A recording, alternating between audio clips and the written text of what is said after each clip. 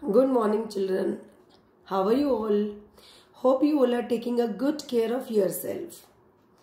So children, welcome back to mathematics class. This is class 10th, subject mathematics. Children, in today's class, I am going to discuss the solutions of the revision test of chapter 1 to 4. Okay, in this video. Got it? So children, as you know that all the questions were compulsory to attempt, as well as the complete question paper was divided into 4 sections. So let us start discussion with section A, 1 marker each. All were MCQs. So this was the first question. If two positive integers A and B are written as A is equal to PQ, Q square, and B is equal to PQ cube. P and Q are prime numbers. We are supposed to calculate the HCF of A and B. Okay, children? Children, you know very well that HCF is nothing but the highest common factor of both the given numbers. So here you can see that P cube means P is occurring thrice. And here P is occurring one time only. So what is common? P is common. This is Q square and here Q cube. So Q square will be the common one. So what will be the answer? That is PQ square, and B is the right option. Okay. Now children, this was your second question, that you are supposed to frame a quadratic polynomial whose zeros are -4 and -5. Fine. So here is the solution. You know that the required quadratic polynomial is x square minus sx plus p. What is s? Sum of the zeros. Zeros I know, that is -4 and -5 given. So let the first zero be alpha, another be beta. So let us calculate their sum. It will be -9 and product it will be 20. So insert -9 and 20 in the formula. So the answer will be x square plus 9x plus 20, that is B is the right option. Got it? Now children, this is our third question. If the given lines are parallel, we will have to calculate the value of k. Children, first of all, while comparing the given lines with the generalized form of a pair of linear equation, we may have got a1 is equal to 3, a2 is 2, b1 is 2k, b2 is 5, c1 is -2 and c2 is 1. Children, you know the condition. If the lines are parallel, then a1 upon a2 is equal to b1 upon b2 but not equal to c1 upon c2. So substitute these values over here. I don't require this expression. Why?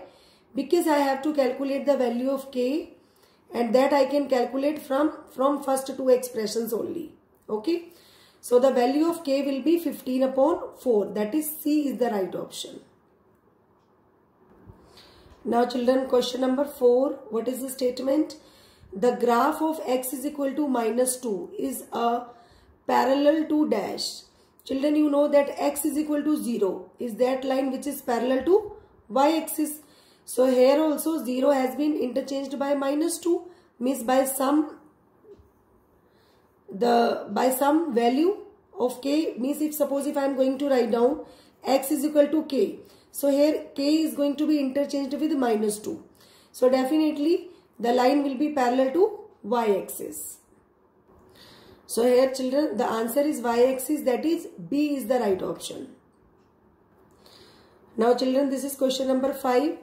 If alpha and beta are the roots of the given equation 4x square plus 3x plus 7 is equal to 0, we will have to evaluate 1 upon alpha plus 1 upon beta. So children, this is the given equation. As alpha and beta are the roots of the given equation, so alpha plus beta will be -b by a, that is -3 by 4. Alpha into beta means product of the zeros. Product of the roots, that is c by a means 7 by 4. We have to evaluate 1 upon alpha plus 1 upon beta. So I have taken LCM. That would become beta plus alpha upon alpha beta. So substitute the values over here. After substituting children, it would become minus 3 by 4 upon 7 by 4. So taking reciprocal, so the answer will be minus 3 by 7, that is B is the right option. Correct? Now children, let us start section B, 2 markers. Find the discriminant of the quadratic equation, and you have to tell the nature of roots also. That is 2 root 2x square plus root 2 plus 4x is equal to 0. Children, as you know that discriminant is nothing but b square minus 4ac. So while comparing the given equation by, so children, this is the solution. While comparing the given quadratic equation by its generalized form, that is ax square plus bx plus c, I have got a is equal to 2 root 2, b is equal to 4 and c is equal to root 2. So let us calculate discriminant, that is b square minus 4 into a into c. So I have got 16 minus, this is 4 to the 8, 8 to the 16, 16 minus 16, that is equal to 0. So children, you know when d is equal to 0, it means real and equal roots exist. Now children, let us switch to section C, 3 markers each. Find the zeros of the given quadratic polynomial and verify its relationship between the zeros and the coefficient. And the given quadratic equation is 6x square minus 7x minus 3. This is the given quadratic polynomial. Now children, this is quadratic polynomial 6x square minus 7x minus 3. I am just going to put this quadratic polynomial equal to 0 so that I can calculate its zeros. So by splitting the middle term, children, you can see that I have factorized it.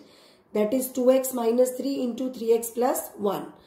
And when this quadratic polynomial is compared with the generalized form, so I have got a is equal to 6, b is equal to minus 7 and c is equal to minus 3.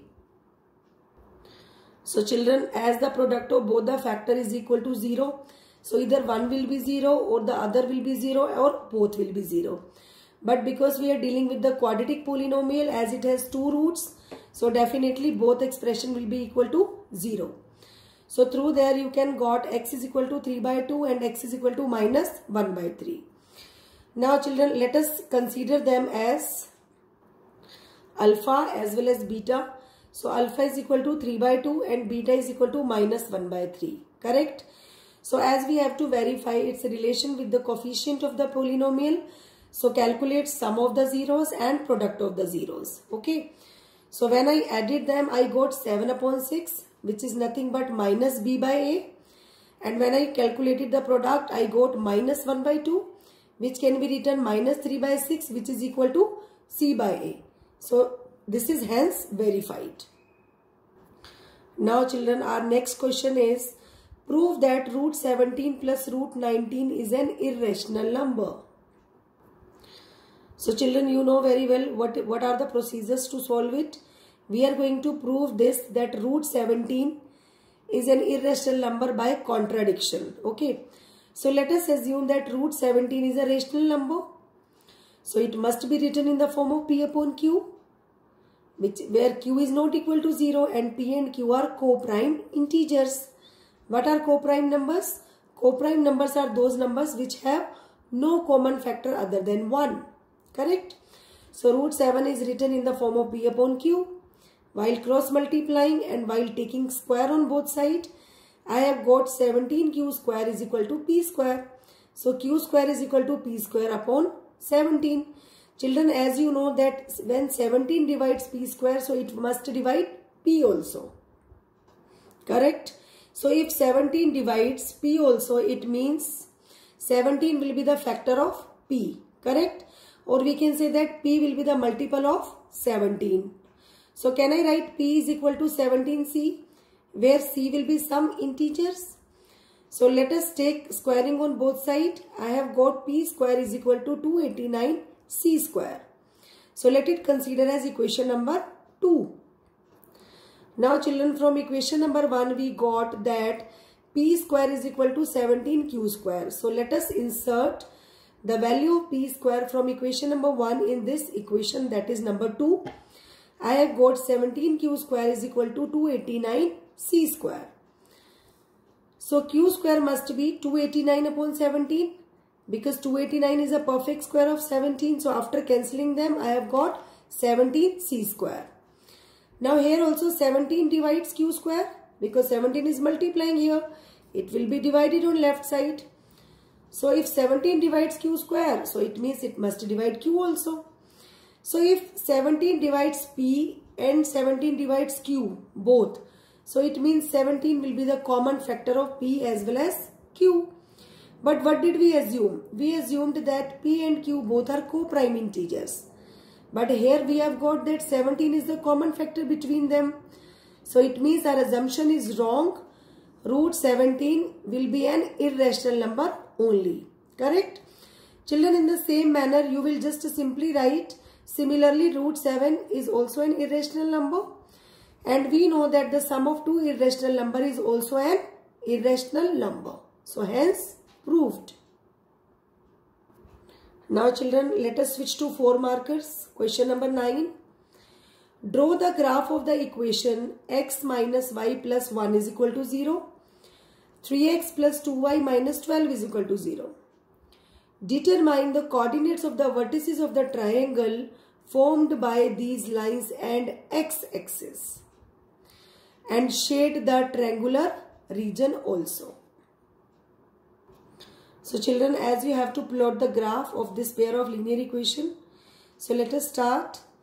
From first equation, that is x minus y plus 1 is equal to 0. I have got the value of y. Correct? So now I am going to calculate the coordinates. If I put here x is equal to 0, then y will be 1. If x is equal to 4, y will be 5.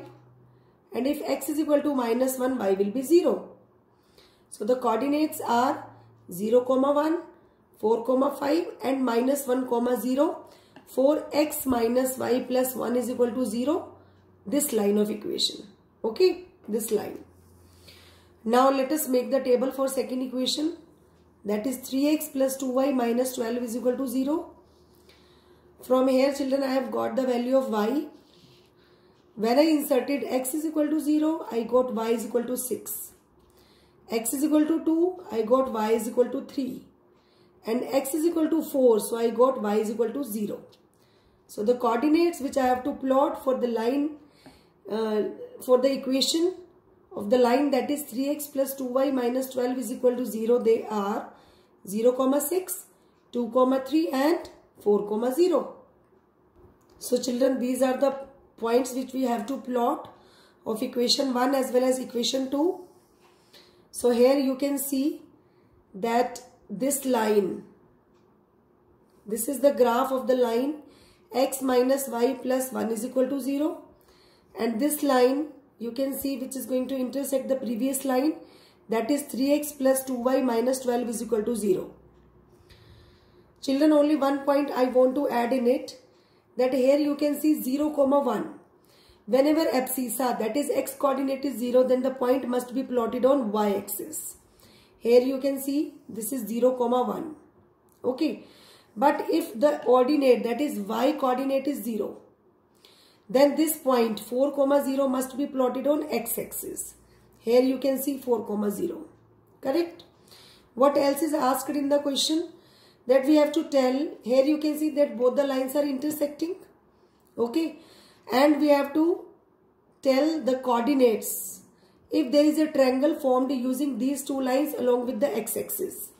So you can see A, B, C is a triangle formed and the coordinates are 2, 3, minus 1, 0 and 4, 0. Correct? So these are the coordinates of the vertices of the triangle formed. Correct? Children, here in the diagram you can see that it was asked in the question that we are supposed to shade the triangle. So we have shaded also. One more thing, you have to just tell at what point the lines are going to be intersected. That is 2 and 3. So hence the value of x will be 2 and the value of y will be 3. And the coordinates of the vertices of the triangle are A is 2, 3, B is -1, 0 and C is 4, 0. Now children, this is question number 10th. 3 bells ring at the interval of 12, 15 and 18 seconds respectively. If they started ringing together at 8:35 am, then at what time will they ring together again? So children, this is the solution of question number 10. First of all, we have to calculate the LCM of 12, 15 and 18. Correct? So this is the procedure to calculate LCM. First of all, by the smallest prime number by 2, then again by 2, then by 3, then 3 and then by 5. So 180 seconds. After 180 seconds, all the bells will ring together. But we have to tell the timings. Okay, so definitely these seconds must be converted into minutes. So 180 upon 60. Definitely I am going to convert second into minutes. It will be 3 minutes. So if the bells rang at 8:35 am, then they all will ring together at 8:38 am, that is after 3 minutes. Got it? Now children, this is the last question of today's test discussion. The area of the rectangle gets reduced by 9 square unit. You know, area of rectangle is length into breadth. If its length is reduced by 5 units and breadth is increased by 3 units. This is for condition number 1, from where we can get one equation. If we increase the length by 3 units and increase the breadth by 2 units, then area will be increased by 67 square units. We have to calculate length and breadth. So children, let us check its solution now. Let x be the length and y be the breadth of the rectangle. Then area will be length into breadth, that is x into y square units. Correct? Now in case 1 it is said that the area of the rectangle get reduced by 9 square unit when if the length is reduced by 5 unit. So length was x, 5 unit is reduced, it will become x minus 5, and breadth is increased by 3 units, so it will become y plus 3. Now this is the area. It is said that the area means this area after applying condition number 1 will be reduced by 9. It means this is that area which is less than the original area by 9 square units. So definitely to make both the areas equal, I have to subtract 9 from the original area. Correct? So after simplifying, I have got xy plus 3x minus 5y minus 15 is equal to xy minus 9. Xy and xy cancelled. So 3x minus 5y is equal to 6 is equation number 1. Now case 2 shows that if length and breadth both are increased by 3 units and 2 units respectively, then this area is increased by 67 square unit. So if this is increased area, so let us increase 67 square unit in the original area also, so that both the expressions will be put equal. So after simplifying children, you can see that I have got xy plus 2x plus 3y plus 6 is equal to xy plus 67. Xy and xy cancelled. So the equation is 2x plus 3y is equal to 61. That is equation number 2. So children, these are 2 equations. I am going to apply elimination method and I am going to eliminate variable y.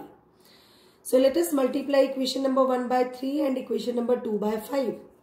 So I have got 9x minus 15y minus 18 is equal to 0. That is equation number 3.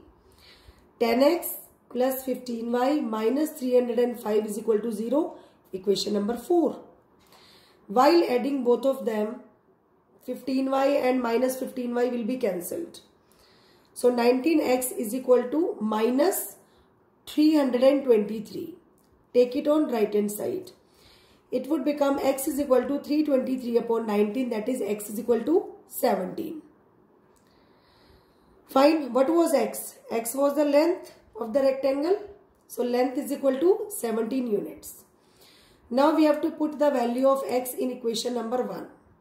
So we will get 3 into 17 minus 5y is equal to 6.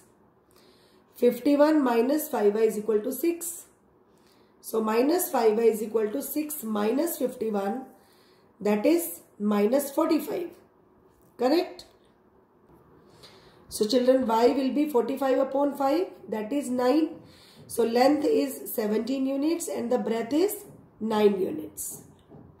I hope children that after watching the solution video of your test paper, your doubts may have been resolved. So that's it for the day. Children, do not forget to do the correction work of those very questions which are attempted wrong by you. Okay. So that's it. Thank you and have a nice day.